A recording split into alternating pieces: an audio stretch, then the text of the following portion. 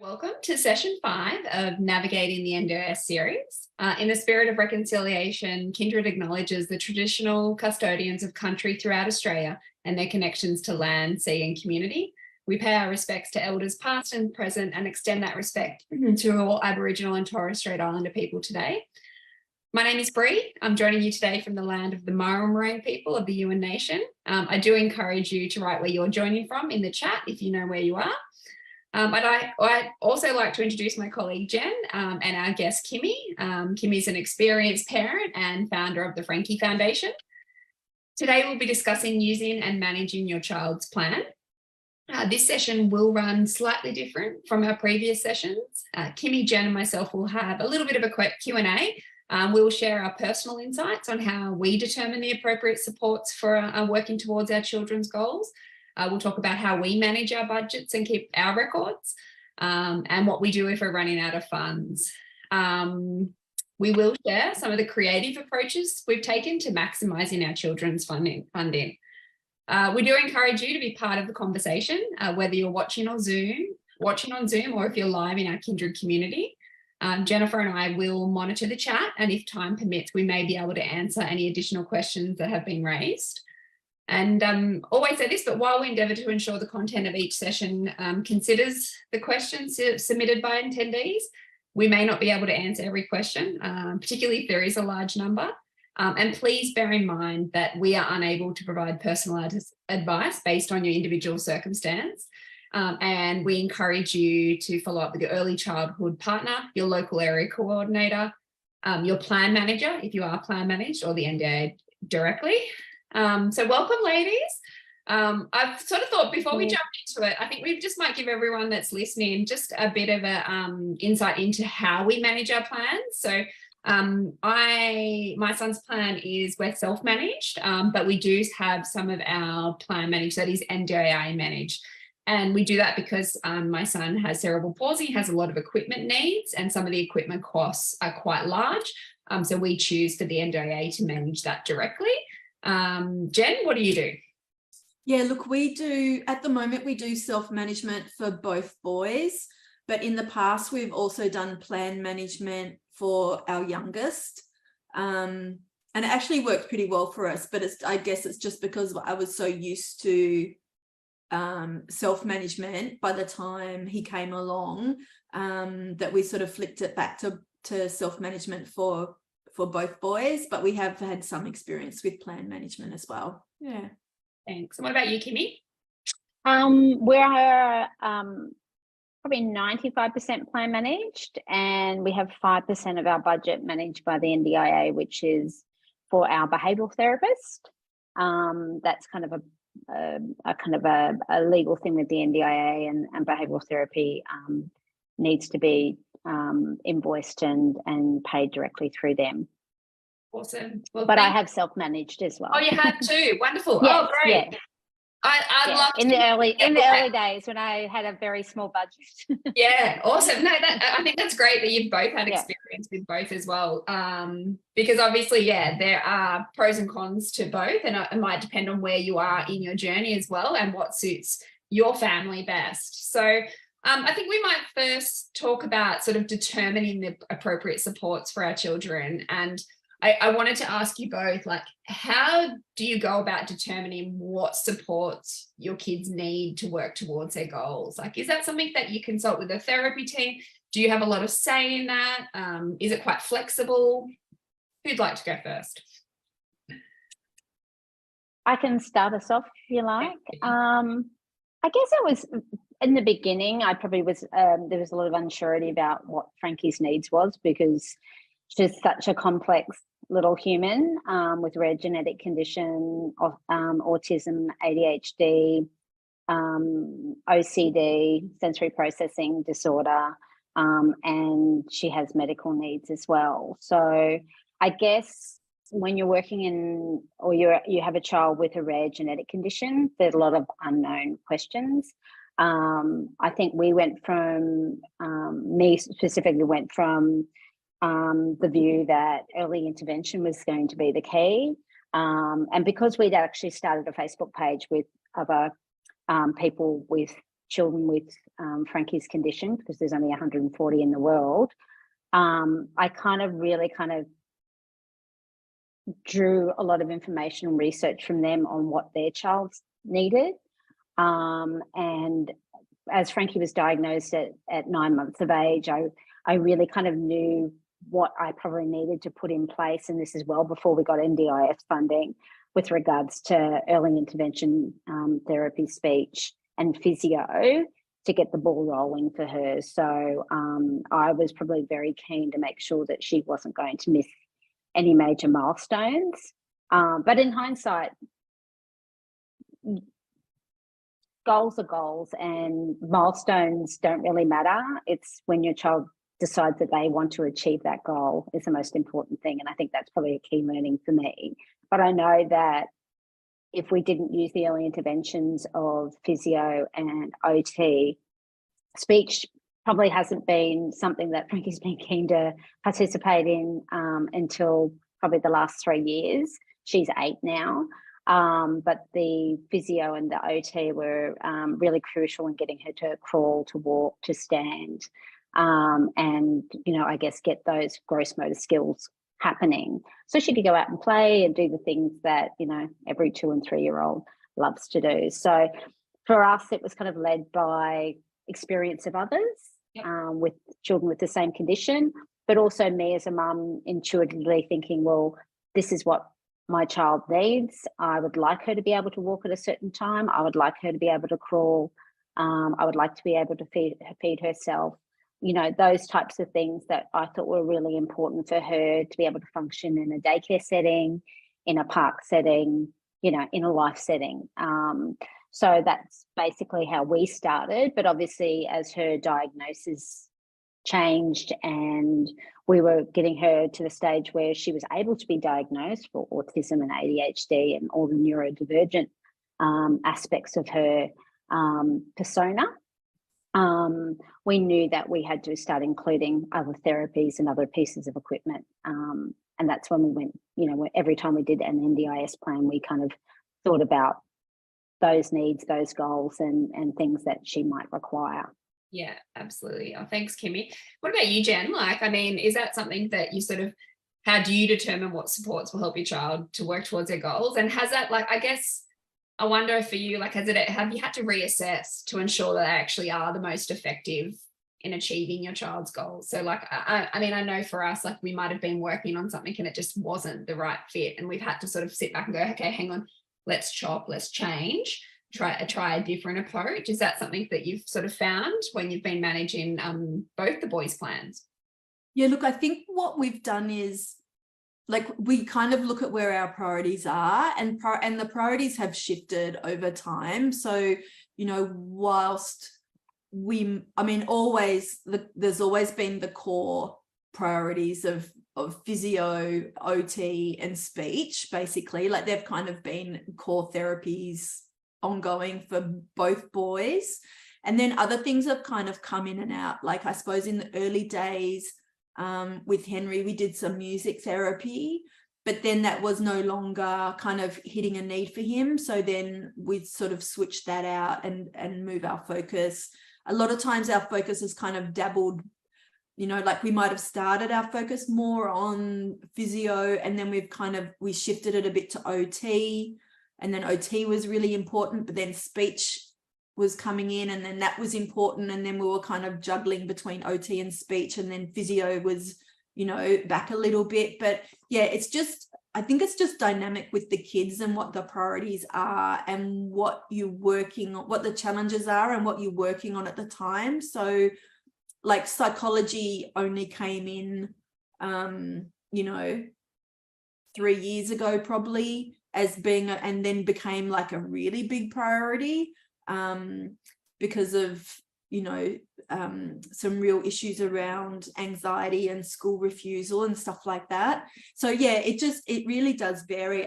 With our little guy, again, he's deaf, so speech has kind of always been there, delaying walking and So physio's been there, OT's been there, but you know what, like he's starting to really kick some goals around the physio stuff. And then that's become probably less, like when he first joined us, he was still, well, he wasn't actually even crawling at 2.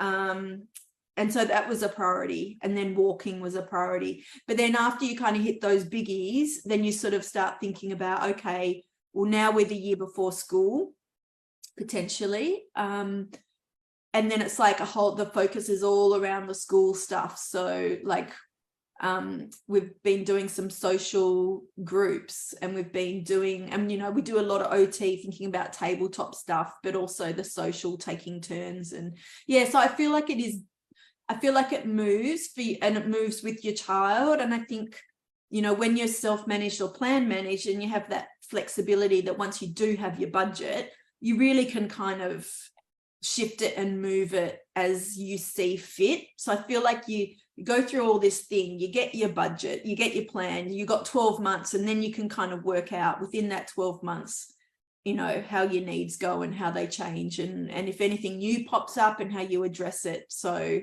yeah. I love that you've both said that. And I think for me, like, I think when I first started self-managing, I was like, okay, they've allocated, just say, for example, this amount of money for physiotherapy. And I thought that I had to use that money on physiotherapy, but knowing that there is that choice and control, that I can shift to something else as long as it's working towards my son's goals, I think that really opened it up for me. And I think personally for me, I just recognized very early on, I couldn't do everything at once. So we tend to do blocks. So one term we might work on a physiotherapy goal, and the next term, in the early days, we might work on one of our OT goals. So yeah, I think being mindful of what is actually sustainable for us as parents, helping our children and for our children, because there's a lot of fatigue. And I do imagine that there are families out there that the budget they actually get from the NDIS might actually determine what supports they prioritize for their child if it's not enough to cover everything. I want to move into now, we've sort of talked about how we manage our plans. How do you guys keep track of your budget, and how do you do your record keeping? So, and I know this is a very personalized thing. I know Jen and I both self-manage, and we've had this discussion before. I know people that have, you know, the top-notch spreadsheets. I've got a very basic spreadsheet, but Jen, you're not a spreadsheet queen at all, are you? I know it's very individual, and I feel like the way you manage can really work to what your strengths are as well. So how do you maintain your record keeping? Like, what do you guys do to make sure you're keeping track of that budget? Are you a spreadsheet guru, Kymie, or? Not when it comes to the NDIS, because I'm plan managed. So I go through a company that has everything recorded on it. They also have a pie chart on my budget, Frankie's budget, I should say. It's not mine. Like a portal that you log into? Or yes, yeah. So you can log into a portal, or you log into the app. You can upload invoices there. Everything's quick and easy, but you can also, there's also like a running graph that shows you how much of each budget you've used, and then you can go into those individual budgets and see how much specifically dollar-wise that has been used towards certain therapies and certain goals. I kind of keep across, like, because our invoices are paid directly by the plan manager, we do get an indication from them when an invoice has come in, and I know off the top of my head if that money is correct or not. And sometimes it's only like $30 out, but I'll know it's $30 out based on what we should be invoiced for. So I'll go and check with the provider and say, can I have a look at this invoice if they haven't provided it previously? And then question whether or not that extra cost is something that they should be charging or they shouldn't be charging. So I have a pretty good idea of where Frankie's budget is, and also too when it comes to her core budget, because we've got support work, we've also got allocation for vacation care in specific amounts and hours. So I've worked out a budget for that and how much I can use over the year, and I kind of break it down by month. But I've just got it written on a piece of paper, and I go, hang on a minute, this is tracking out, and I know if I need to pull back on something, or if we've got a bit of a surplus of funds. And it's not like I want to spend it because it should be spent. I'm all for being very grateful for the opportunity to have the NDIS and having a budget to support my child and her needs and her development. And you can work out that, okay, well, we don't need that so much anymore. So that's a good conversation to have on the next negotiation. But I like to make sure that we don't go over, and we have gone over in the past, or we've got to the point where we're very depleted in funds well before our plan is ready to run out, and that's when you kind of start making those panic calls to your LAC and saying, like, where do we set, when can we apply for early review, those types of things. And I think it just comes with the experience of doing this over the last 5 years of going, okay, well, if I keep track of it each month, we're probably not going to get into that territory. And if I need to pull back on something, then I can, but I also need to know whether or not my child absolutely needs that funding, and probably based on what we're using needs more. But then that's the beauty of having those core budgets now, where you've got the opportunity to choose which therapies that you need. And if you need to pull back on a certain therapy, like at the moment we do 3 speech sessions a fortnight. So Frankie has a week where she has 2 sessions at school, and then the following week is 1. And that's kind of we've worked that around her budget. But if it got to a stage where I think we were spending too much money, I'd be able to probably cancel one of those sessions, or go, you know what, I'll cancel one of the OT sessions so Frankie can continue speech, because that's an important goal for us this year. Yeah.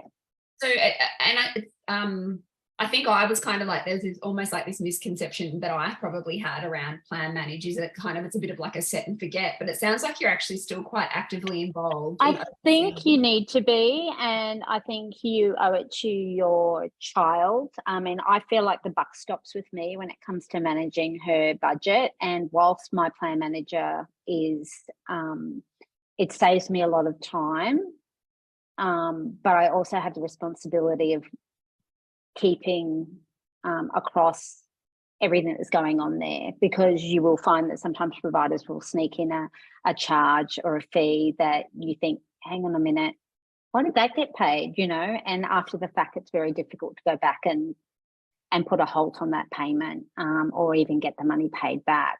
And we've left providers because they've overcharged in certain areas as well. So it really is a huge responsibility for a parent or a carer to be managing, and you are managing your child's budget regardless of which way you do it. You still need to be responsible and making sure. Because the plan manager won't flag anything unless the billing, like the pricing's wrong and it doesn't fit with the NDIS standards or rate card, or you've put in an invoice for something that they don't feel the NDIS covers, like swimming, for example. But in our case, we have partial coverage. So every time I pay half the fees, the NDIS get an invoice for the other half, and we have to go round and round saying, this is part of her budget. Can you please put it on file? And I think I've got to the stage now 3 terms in that we're on track, and they know not to question that amount. Wouldn't know whether she's been to a 1-hour session or a 2-hour session. So if an invoice goes through for a 2-hour session and it meets the price guide, they're just okay. Yeah. And then, but the fact that I get an alert, like a text message from my plan manager saying this amount has been invoiced by this provider, and I immediately go, hang on a minute, not the right price for speech. And then I'll go back to speech and say, hey, can I have a look at that invoice? And it's like, why are you charging me travel costs from here to here when you're only approved to charge travel costs from your clinic to the school, not from 5 suburbs away because you've got a client there. So, you know, there's an error as well, can't they? Like, yeah. So, you know, you've got to be on top of it. And I think if you're kind of just doing a great service to your child and their budget, because no one wants to get to, you know, 5 months out to review and have no funding left. So, you know, it's a really important part of being part of the NDIS and your child having the right to that budget. And the work that we do as parents or carers is to manage that budget as effectively as we can, because there's no set and forget. If you run out of cash, then your child is the one that basically is the one that's going to be missing out. So, you know, any which way you go, you need to be on top of it. And plan management isn't free either. So that's something you have to negotiate with your NDIS plan and your LAC, is saying, well, the reason I need this service because I personally juggle work, other children, study, you know, whatever else. Or you might not just be, you know, financially inclined, so you don't have the resources or the experience to be able to manage a budget, you know. So they're the kind of things that you can put forward to the NDIS when you're doing your planning, or you're having your planning meeting with your LAC. Say, well, I need plan management because I just don't have time to be across all this, and I don't want to waste money. I don't want things to go, you know, or not claim, you know, certain invoices and stuff like that, because I don't know how you go with keeping all the invoices personally. Well, I mean, some great advice there, Kymie. So, Jen, I'll come to you now, because I know that you've done both. Were you a bit similar when you were plan managed? You know, did you review the invoices as they came through, or? Yeah, we did. Like, they would come through, but I would get sent the invoices as well, so I could see them kind of at the same time. Like, I think I got CC'd so that everything that went to the plan manager came to me as well. But it was very smooth. We never had any issues with billing or extra charges or anything like that. And it worked really well for us because we were doing a lot of your core. When I say core, I mean your capacity building stuff, but your physio, your OT, your speech. And it was all pretty straightforward, but it just meant, you know, having a second child coming onto the NDIS, it just gave me that breathing space that I wasn't having to do the claiming and the paying, whatever, for 2 children at once. Like, I could kind of ease into it, but it did work perfectly well. And with invoices and stuff, look, I don't have a spreadsheet, so I literally, like, I get everything emailed to me, so I get all our invoices emailed, and then I literally just put them in folders on my email under the NDIS for each of the boys. And you know what, I kind of figure that, one, I don't feel like I have enough time to be doing like a spreadsheet. Some people are really good with IT and can like zip around a spreadsheet really quickly, but that wouldn't be me. So I don't do that. But I feel like, okay, if I'm going to get audited, I know where to go to get all my invoices. You know, I've got copies of everything. And if I don't, then I know I've got my providers who I can go back to and say, can you just give me this, this, and this? I think the one spot where I need to double down on is if it's invoices for some consumable stuff. So say, for example, like Connor's he's 5, but he's still using nutrition, you know, supplements, specialist milk powder and stuff like that. So that sort of stuff I need to, when I get the receipts, I need to really, like, I need to scan them and put them into the system. Otherwise, they're just little pieces of paper floating around. So that's where I feel like the risk is for me in terms of managing my receipts. But the ones that come from the big providers, I know that I've got them, you know, I've got them covered. And if I ever, like I said, if I ever did not have one, then I know that I can always go back to them and they will have a copy of something that I need. Yeah. So yeah, I don't spend a lot of time on that. And I suppose it's in a way, it's the same as what Kymie was saying, like with her plan manager, and she's got the app and stuff like that. I mean, I really use the NDIA app a lot, and I'm a huge fan of it. And it saves a lot of time too. So it's been really good for us. So I can literally be at a session and jump on the app and just do the claim. And because you can save your favorites, so the ones that you do all the time, it automatically picks the budget and the amount. You can edit it if you need to, but you basically just put in a date and like kind of okay, and it's kind of done. So the app's good, and you can see your budgets, and you can see, like, it normally says a percentage of what you've spent. So I can look at it and go, oh yeah, we're tracking really well there. Or I know, okay, we've got heaps of that budget. I don't need to be concerned about that budget.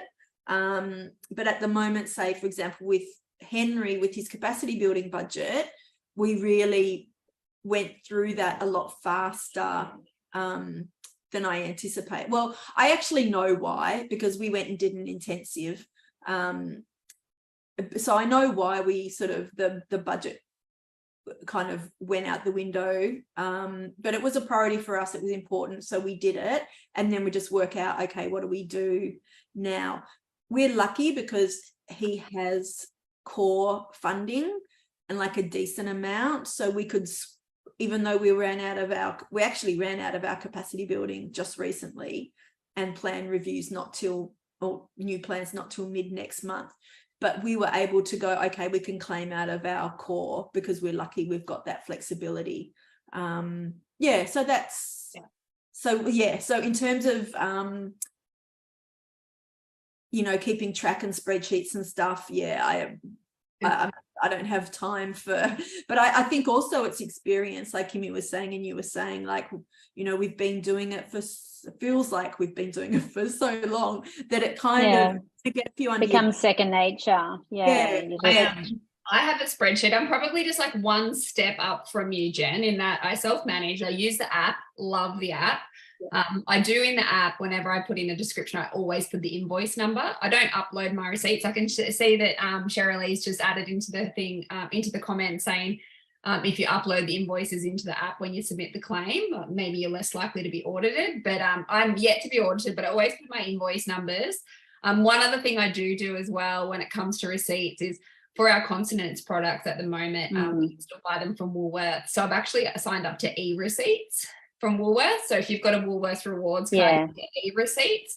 So I've actually can download that and pop them in a folder. But I'm very similar. I have, the folders in my email, which I move all my invoice into once they're paid. But I do like my spreadsheet, but I have to say it has changed and evolved over the years. I think when I first started, it was the most detailed thing. Like, it had, invoice numbers, description, what it was, what happened in the session.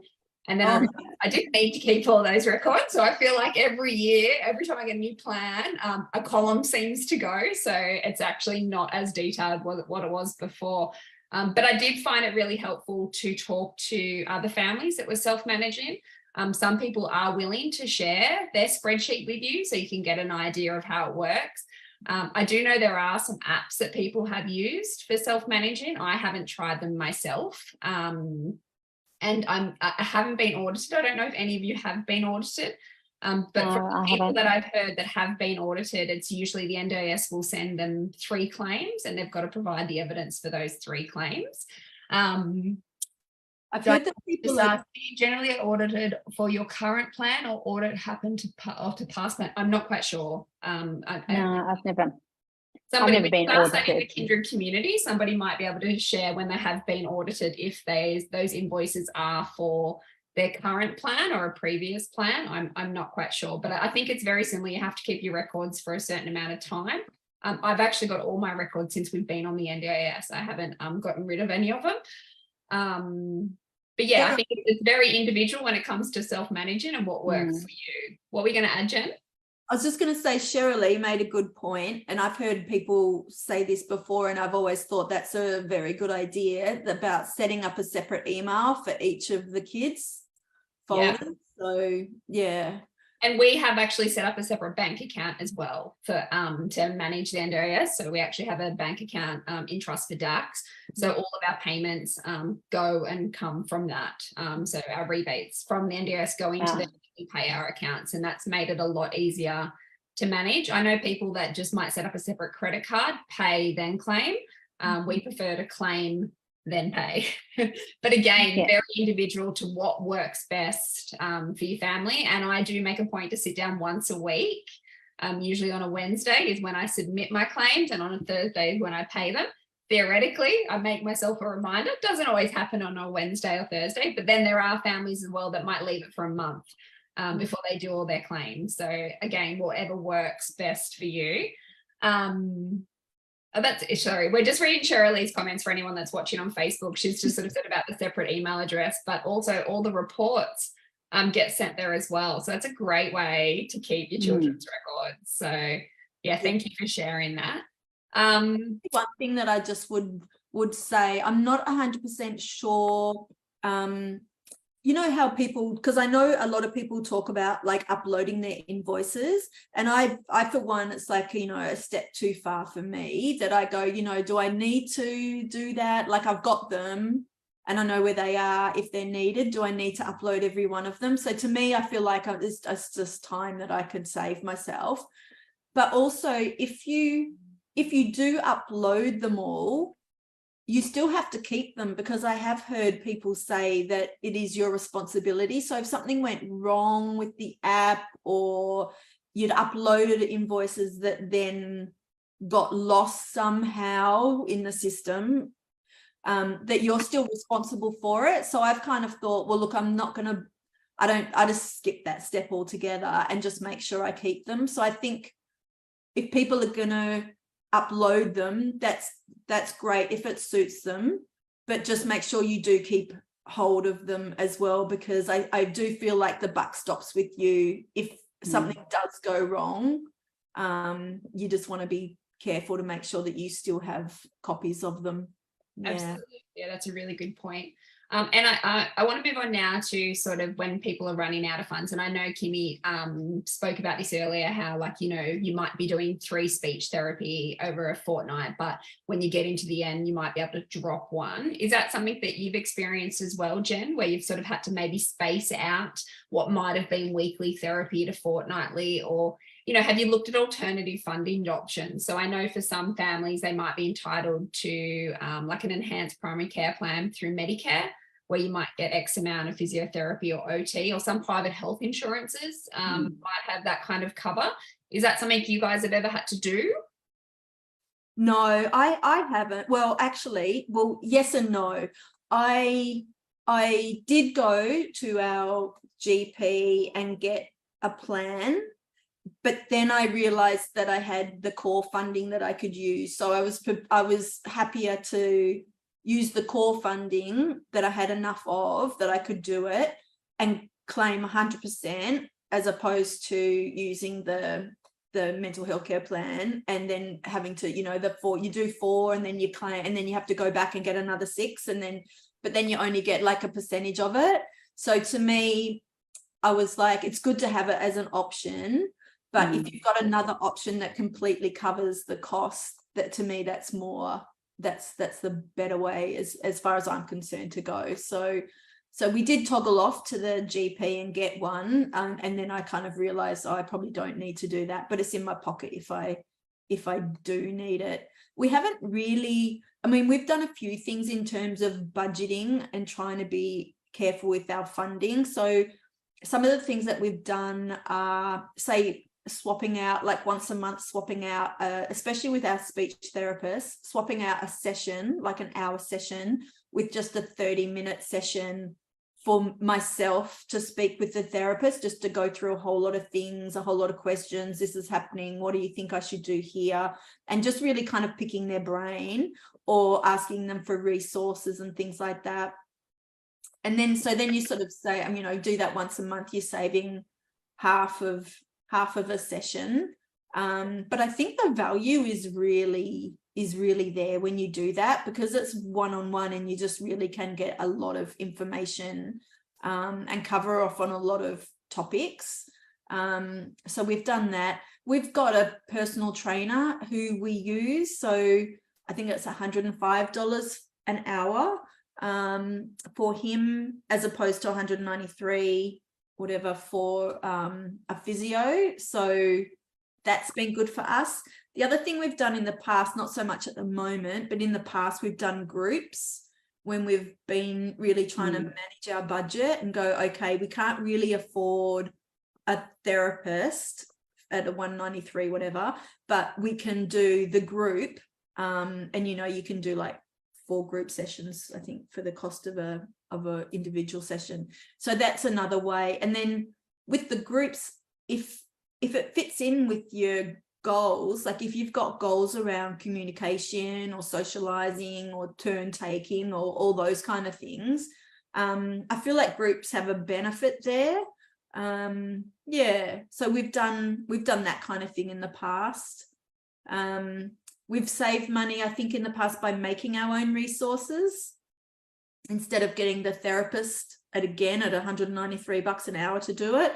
Or if you don't have time to do it yourself, we've also asked the therapist if they can get their therapy assistant to do it instead of the therapist, so you're not paying the top rate. I was going to mention like allied health assistants, and somehow, like, I know families might do one session with the, say, the OT, and then the allied health assistant will do the next 3. So they're actually only seeing the OT like once a month.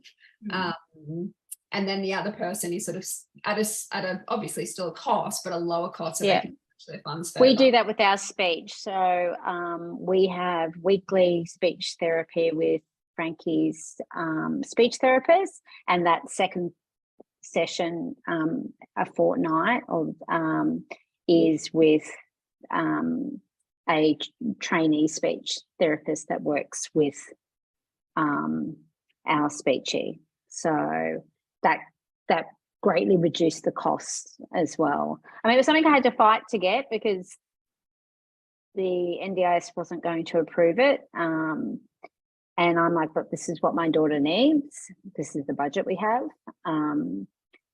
She's still getting the same level of support and therapy, but it's at a reduced cost. And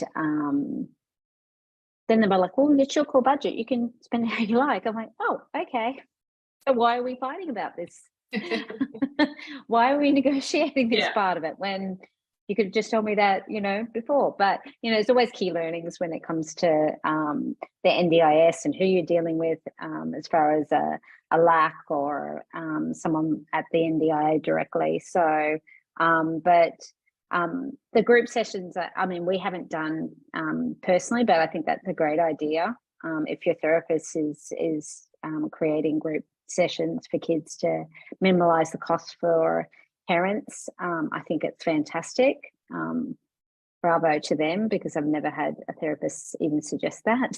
So that's great. In a lot of cases, I've found that when we are kind of at the back end of our budget, the therapist usually will say, well, let's just reduce the amount of sessions, you know, and, you know, we'll drop off from weekly to fortnightly, particularly in and around behaviour therapy. We were doing that every week. That was very expensive. And now the NDIA only allows us 1 session a month. But I do have core budget. So if I need Margaret to do something specific with Frankie and work on something specific at school, then I've got the extra budget to send her in on additional days if we need it, or to work with her over a school holidays or go and see vacation care or whatever. We originally, before we got the NDIS, because Frankie wasn't only approved for NDIS when she was 3, back in the days where it took you a whole year to get your approval. And we used private health and the GP plan. So, you know, that worked for us. I mean, we had to cover some of the costs ourselves, but it definitely helped with regards to being able to manage what she needed. And our first plan, we only got a very small amount. So we were only doing therapy fortnightly and alternating between OT and speech. And we paid our physio out of our own pocket. So yeah, you kind of, you know, you work out what your kid needs and what you think the priorities are, and you just do what you can to make it work. I find I'm in like a regional area, so my therapists are an hour away. So a lot of our budget was being consumed with travel. So one of my first things to do, if there's any appointment, I'm like, can we do it by telehealth? Or is it feasible for me to drive there? So we do use telehealth a lot, and more so around telehealth to build the capacity of myself, my partner, and the team around DACs.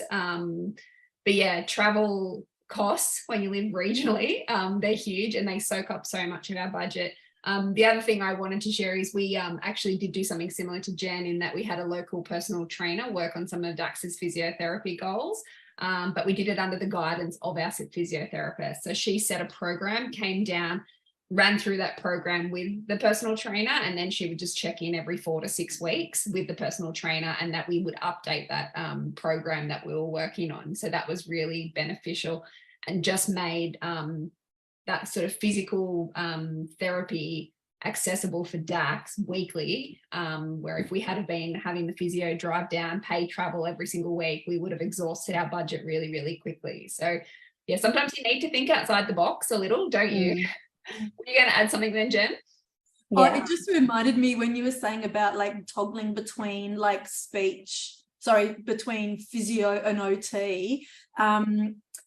This week we saw my little guy saw our physio, and he was meant to see our OT, but she wasn't well anyway. But the physio's like, oh, we can do a OT and physio session, and I'm like, oh.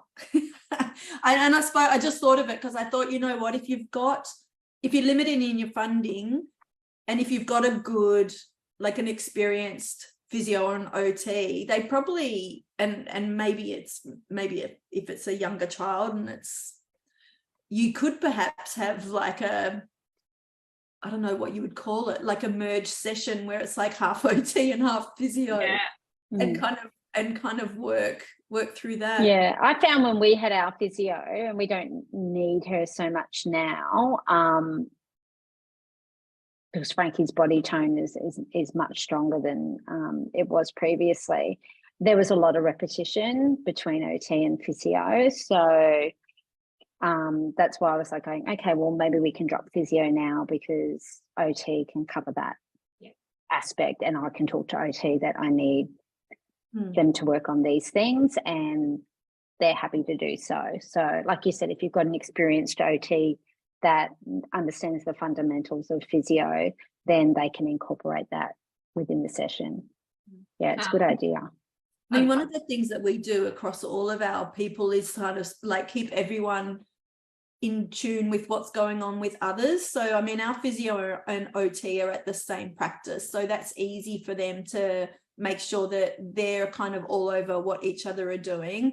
But then I'll also bring into them about, okay, these are kind of like our focuses in terms of communication. And then if they can incorporate those goals into their sessions, then it can be helpful as well, because there is a lot of crossover. And even when it's not, you know, you're not expecting your physio to do speech, but if you've got a particular goal you're working on and there is an aspect that they can cover, then I think you're getting more value out of your sessions as well. So you're kind of like super pumping your sessions. One really other thing, I have your whole team on board, isn't it? Yeah, like, I think good if you get all your therapy team to be on the same page and communicate. And we've talked about this before, and there's different ways that families do it, particularly if they've got therapists in different areas. Like Some people use technology and will use like an app or a Slack chat. Some people use SameView, which is another online platform. I remember one mum saying that just every Sunday night, she just sent a group email to everyone saying, this is what we've done this week, this is where we're at, and this is what we want to focus on this week, just to keep everybody on the same page. Really important, because if they can complement each other. Yeah, exactly. And then I find that sometimes they think of things that they think, oh, actually it triggers something for them, that they go, actually, that made me think, oh, maybe this could be something that can help. And they might think of a strategy or a service or something they're aware of that you hadn't thought of yourself.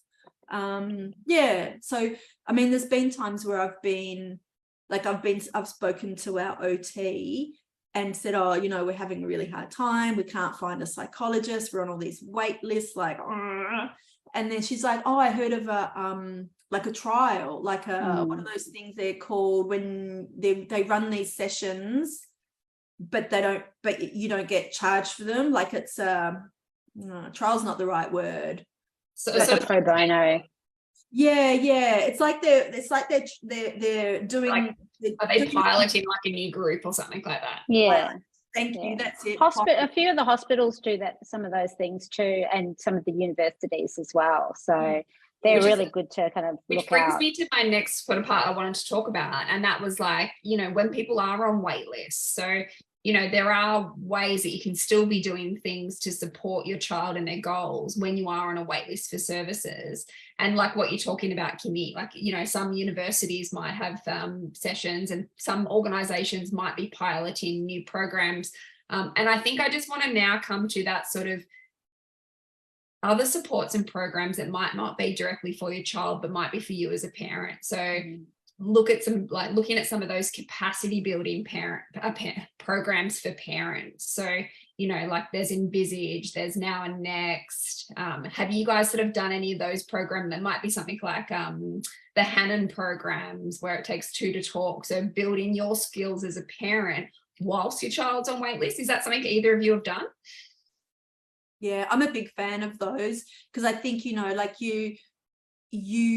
you building your capacity, but it's not just a session, you've got that information and that skilling for the rest of your life. So I'm a big believer in the benefit of them. So I remember early on we did the Hannon program, It Takes Two to Talk. We've done Now and Next, but that was prior to NDIS, and the Hannon program was prior as well. But no, they're those sort of things I think are great. Any opportunity, I'm a big one for building our own capacity as well as our children's, and then having that to be able to bring forward over the next however many years. It's good. And then even there's been things where I've thought they've been so good that then I drag my husband along too, and he's really appreciated it, because he needs to talk to my husband. I did Now and Next with Josh. Dragged him to Now and Next, and I sat next to him on my table when I did it. When we actually moved, we moved 2.5 hours from where we lived, so we were on a wait list for services. But I think the most important thing that we did during that time was we just looked for other options that Dax could get access to language-rich environments and movement. So we joined our local kinder gym. Do you know what I mean? There was kids. He loves watching other kids and what they were doing. So he was crawling around and chasing. We went to the local play group. So I think don't discount some of those services that are in your community that might not be an NDIS. They might not be therapy specific, but that your child can still benefit greatly from. Yeah, I mean, I had a very supportive mothers group. I was the only parent that had a child with a disability or a delay, and they always made sure that Frankie was included and accommodated. We attended a number of play groups as well within the community. I mean, you lived in the Southern Shire too, Bree, so you know that there's a lot of opportunity there. I found the library a great place to take Frankie. It was safe, it was inclusive, story time, rhyme time, all of those, things that don't even cost you anything. time. And it makes you feel included. And I think exposing your child to a neurotypical environment is just so important as well. So, you know, you don't necessarily have to be around other people who've got children with disabilities. I mean, for me, I always felt like the world is a neurotypical place. It's a mainstream environment, and our children need to be able to cope and work within that environment, but also the mainstream environment needs to accept them, include them, and understand who they are and invite them. And that's the only way we're going to move forward with more acceptance and more awareness in and around people with disabilities and neurodivergent.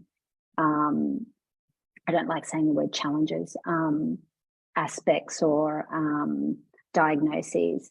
I did Now and Next. I think the first session I ever did was Frankie was in hospital having a sleep study. It was the first time I actually did it online.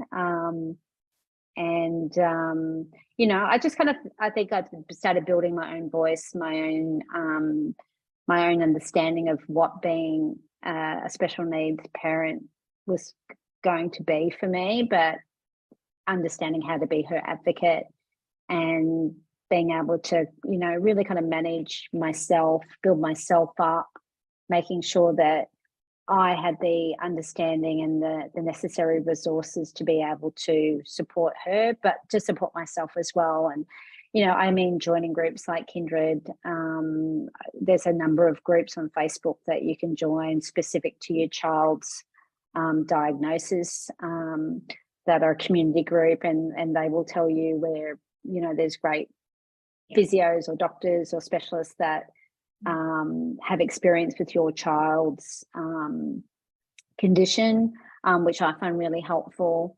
But also listening to other parents, listening to their stories and journeys, and, you know, and being able to help them too, you know, because you've been on the journey as well. It's really fulfilling. I find that it's a tough road for some of us, and to know that someone else has walked those steps before you and can share the journey. You know, a problem shared is a problem halved, they say, and you know, it's kind of been a big philosophy in my way of looking at it. And I think I kind of learned early on when I was kind of unraveling Frankie's genetic diagnosis, and feeling very lonely and ostracized and not knowing which way to go. I knew that there were communities out there where I would be accepted and loved and appreciated, and where she would be accepted and loved and appreciated too. So, yeah, there's heaps of resources out there, mums. Heaps. So many. The value of peer support, it's incredible, especially when you're starting to navigate the NDIS, because you're already in this state of adjusting to what you thought your parenting role would be. You know, you're navigating, you know, the medical system, you're trying to understand your child diagnosis, and then you're thrown into this NDIS, which is a system that's foreign to you if you haven't had experience with it. So yeah, agree, like reaching out to those parent networks and people that have navigated that system before you, and especially if it's a group where they might have children with a similar diagnosis, and they can sort of share the wording and the way they approach this and why this worked for them and why it didn't and things like that. It's so valuable. We do have a couple of questions, and I'm mindful that we're sort of getting close to the hour mark, but we do have a lot of questions around, you know, the core fund is flexible. And I feel like there's always questions about this, and I'm not an NDIS expert at all. But yeah, Diane's added, listening to Kymie's experience, one of my therapists said, I can't use my core budget to pay therapists when we run out of capacity funding. My understanding is you can. Is that everybody else's? Yes. And I think we touched on this. Was this last week? We touched on in our last session, which is in the Kindred community, number 4, when we were talking to a plan manager. So I'm pretty sure they touched on it as well. I think they even shared some page numbers of the on the NDIS price guide, where it actually has the duplication of the line item numbers from capacity into core. And they have it for both. They have it for the EI price area, and they have it for the older over, is it over 7s or Yeah.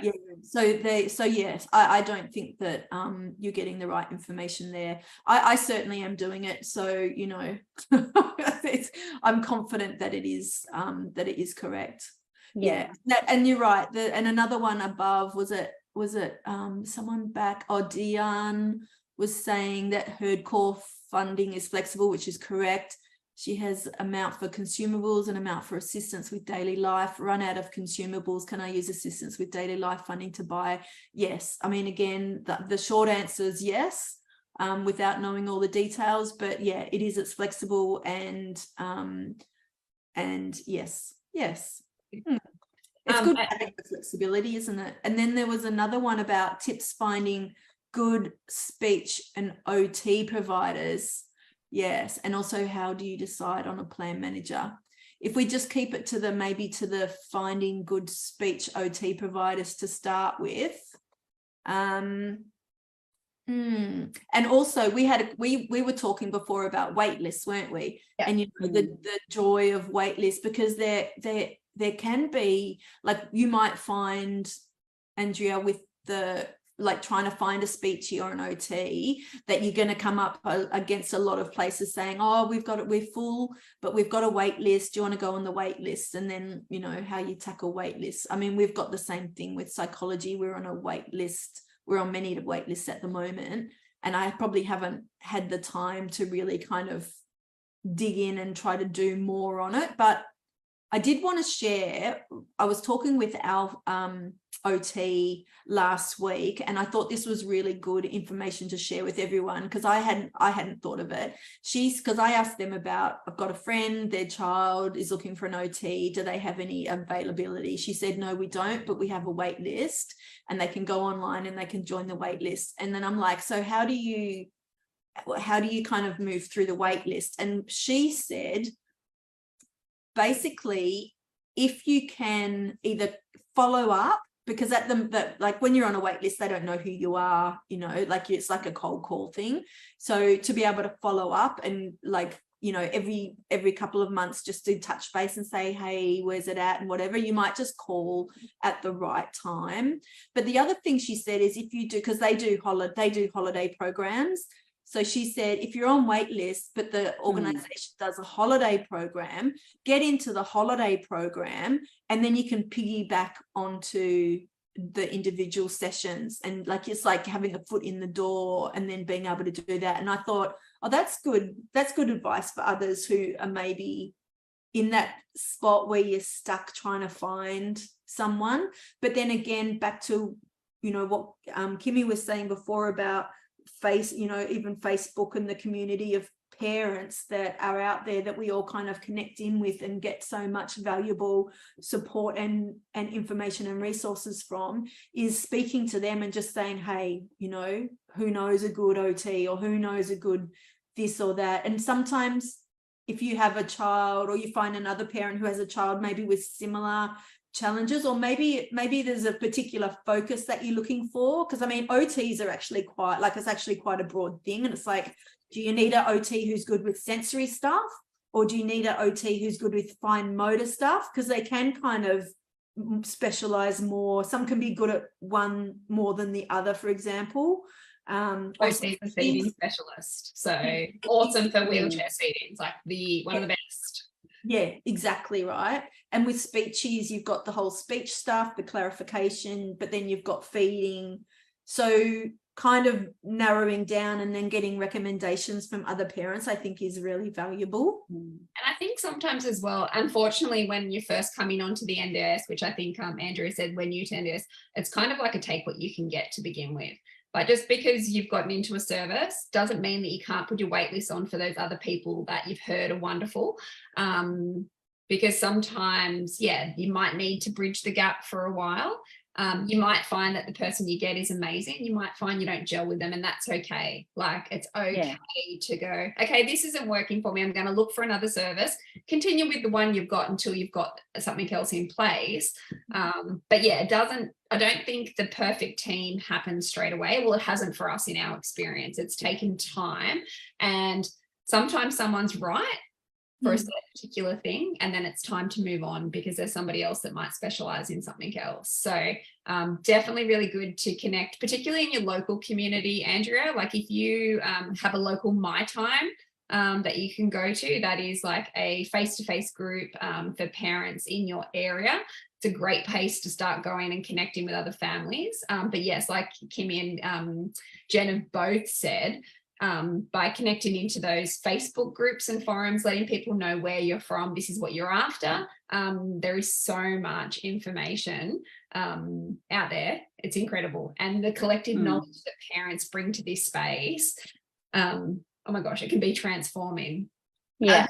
Question that we had, and I think, Kymie, you might be a great person to sort of put this to. How do you I'll just add one thing to the while you're waiting for a speechy or OT. I did a few YouTube tutorials as well, so I could actually, just with like fine motor, helping Frankie hold a pen. I downloaded a whole heap of like printable stuff on Pinterest or Etsy, where they had like little exercises and activities that she can do, cut and paste. You can buy colouring books. You can buy cutting out and gluing books as well, and stickers. And, there's lots of little things that you can do at home to bridge that gap in the while you're waiting as well. So your child's not doing their OT, not doing their fine motor, not doing their gross motor. Or you can buy like, a sensory swing or a trampoline, things that can help them regulate at home. Like there's so many resources out there, and you just got to get smart with the way that you approach it. You just made me think of all those Facebook and Instagram pages. Follow the physios and the OTs on there. They've always got great videos. Yeah, and they're always putting stuff up. Yeah, always putting stuff up. And even if you're not in that, if that's not your OT, just follow them anyway, because there's some tricks, and they're there. They're not just, there to help the clients that they have. They're putting information out into the universe for everyone to be able to use. Like, everyone wants followers, everyone wants people, liking their Instagrams and all that kind of stuff. There is plenty of stuff out there that is free and accessible, and you can use it. Don't just wait for the OT to become available. There are heaps of stuff that your child can benefit from, and you can work with them. And yes, it's time consuming, but I tell you what, my kid is thriving at school because I went the extra mile and did a lot of this stuff for her, particularly over COVID when we couldn't get to see the OTs, and she just couldn't do the telehealth stuff. Like, there's just not something Frankie can tolerate. So I was like, well, you know what? She's missing out. Like, I don't want this stuff to stop. She needs to continue learning, growing, and developing. So I just took it upon myself to do it. I think we might have to start a thread in the Kindred community around who everybody follows for therapy tips and tricks, and what everybody is using. I'm going to do that after this. So if anyone's watching and they've got anything they want to add, head to the Kindred community after this, and we'll just make a list. There was one last question before we wrap up, and it was just around deciding on a plan manager, what to look for. I don't know. I've only ever used one, so I haven't had the comparative. And I think when we started looking at using a plan manager, I did half and half initially. So we went from self-managed to self-managed and plan managers. So my consumables I self-managed, and then the core and capacity building I had for a plan manager, because I just wanted to be able to have that control of, particularly before we started buying our consonants products off a provider, and I was purchasing from the supermarket while Frankie was still in those sizes.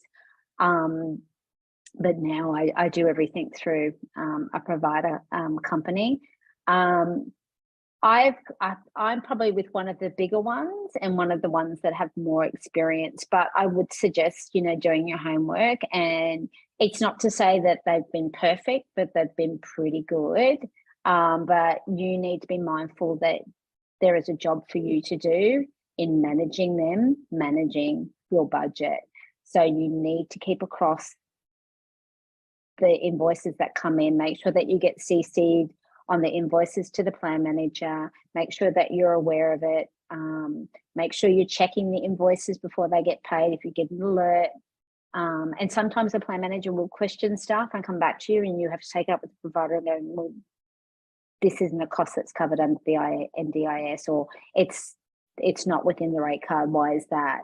Oh, that was a mistake. Okay, cool. Fix it, resend the invoice. It's fine. I think with the plan manager that I use, because they've got an app, if I have to purchase something and upload the invoice, then I can do it on the phone.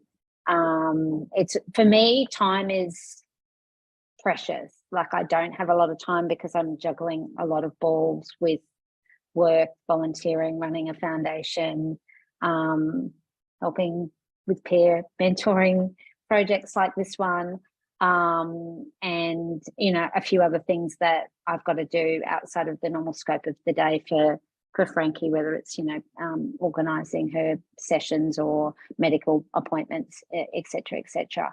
So I'm kind of someone who needs something that's going to save time, but in saying that, I don't allow them to control everything or take responsibility for everything.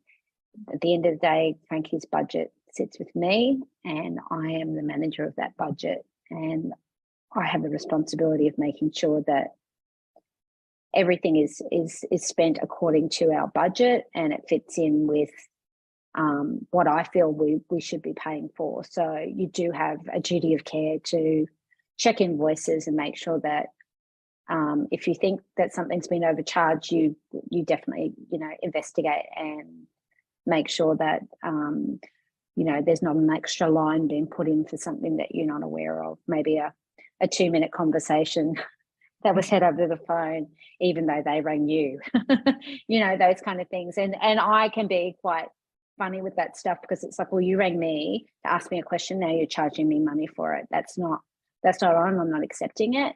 And if they tend to fight it, then I go, okay, well, let's talk to the NDIA and see what they have to say about it in a really nice way. Just say, because my understanding is that you can't do that. If you want to send me an email and say I need to have a conversation with you, it's going to be charged at X amount per minute or whatever, then that's great. But, don't ring me off the cuff and ask me a question about something to do with Frankie and then charge me for it afterwards without my knowledge. So there's things like that need to be, you need to make sure that you've got a great relationship with your providers, and making sure that you have a clear understanding of their charges. So when you are doing a provider contract, make sure that you're kind of reading the fine print there on what they think they should be charging for and what is chargeable. Because sometimes you get inundated with some stuff and you go, oh, I don't have time to read that. And then it's only when they're charging for something you go, what's this? Yeah. So yeah, I mean, there's a lot of work to be done, and it almost is a full-time job, to be honest. But you've got a great opportunity, the fact that if you are getting funding and you're getting the right funding for your child, to manage those funds, and that's what the government expects you to do. You've really got to be kind of on top of it. But I mean, plan managing is working for us. I'm not looking to change plan managers anytime soon, but it's not to say that I wouldn't if I saw an ad for a better one somewhere else. You know what I mean? So yeah, it really kind of, do your homework, make sure they've got an app, make sure that you can, if you need to be able to pay your own invoices, or you want to buy things yourself, that you have the opportunity to be able to upload off an app, which makes life a lot easier, or you can scan and do that online as well. But making sure that you've got, you know exactly what's happening with that budget and how much is being spent. I also reckon that and that's all absolutely brilliant advice. I also think another thing that might be worth doing is just, if you've got like if you've got some good like therapists that you have like a good relationship with, and just asking them, oh look, is there anyone that we're looking for a new plan manager, is there anyone that you would steer away from, or anyone that you've heard is really good as well? Because I think one of the issues that I've heard ongoing, if there is an issue with the plan manager, it's because like they're not paying the invoices quickly enough, and that really kind of irks the therapists if the invoices aren't being paid quick enough. So if you've got a good team and you want to keep them happy, you know, it's just grief that they don't need either. So it might just be good idea. They might have some ideas too, but yeah, asking people who they use, who they've had a good experience with, I think is a good way to go. Yeah, and apps are brilliant, so much easier. Well, look, I think I feel like this is something, Bree, that we could keep talking about. But every week we go over, I'm sorry, we always go over. But I'm like, once you start getting it, there's just so many little things and parts to it. And we could sit here forever. But we don't have time for that. No. We're busy working mums. Yes, we've got NDIS claims to go and do or something. Plenty of things. There's a list. So look, just in wrap up, we'd like to extend a huge thank you to our guest speaker, Kymie. Thank you so much for joining us. Pleasure as always, ladies. Thank you for having me. Yeah, your personal insights, it's just been fantastic. And also knowing how important it is to learn from other families, like you said, in the past. So thank you. We'd also like to thank everyone who's joined us on Zoom and those who've tuned in online within the Kindred community. Keep an eye on your inboxes in the coming days for an email with all the links and resources mentioned. Have we got some links and resources we're going to share? Yeah, I'll send some stuff out, particularly around my time. Some of the parent capacity building programs as well, so something that you could look for when you're on wait lists and things like that, and just some other tips and tricks. Perfect. And looking ahead, I'm excited to announce that our next session, scheduled for 2 weeks from today, so that's the 26th of October, in this session we're going to delve into the topic of what to do if you're not happy with the plan, which promises to be an invaluable opportunity to gather tips and guidance. We will be joined by Kate, who's a support coordinator from Inspire & Co. And the wonderful Kymie is coming back. I was going to say, am I on that one? I think I am. I think I signed up for that. Yes. I'll see you guys in 2 weeks. Yeah, fantastic. So that will be great. So we'll discuss options for those whose circumstances have changed significantly or who did not receive enough funding to meet their child's needs.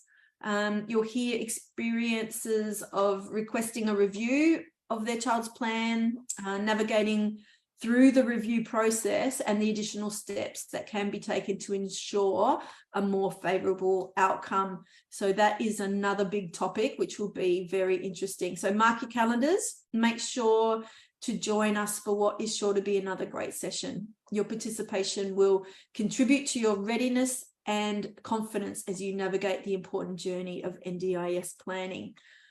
So once again, thank you all for being part of today's event. Thank you so much, Bree, for organising and facilitating. And we look forward to empowering you all to make informed choices, overcome any challenges, and help you make the most of your plan to support your child's development. Thank you, everybody. Thank you.